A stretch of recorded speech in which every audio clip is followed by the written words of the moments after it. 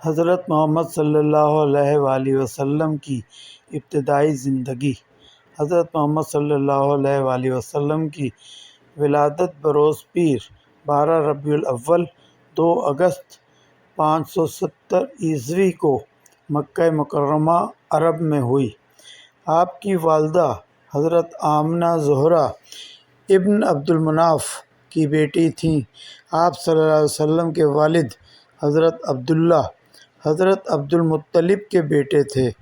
ان کا شجرہ نسب تقریباً 40ویں نزول میں حضرت ابراہیم علیہ السلام کے بیٹے حضرت اسماعیل علیہ السلام کے بزرگ خاندان سے ملتا ہے۔ محمد صلی اللہ علیہ وآلہ وسلم کے والد آپ کی پیدائش سے پہلے ہی فوت ہو گئے تھے۔ جب آپ صلی اللہ علیہ وسلم 6 سال کے ہوئے تو آپ کی والدہ کا انتقال ہو گیا۔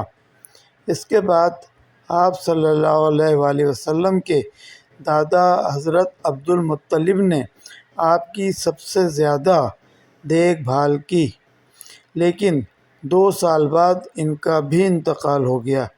بستر مرگ پر انہوں نے آپ صلی اللہ علیہ وآلہ وسلم کی ذمہ داری آپ کے چچا حضرت ابو طالب کو سونپ دی اور حضرت ابو طالب آخر وقت تک آپ صلی اللہ علیہ وآلہ وسلم کے ساتھ رہے۔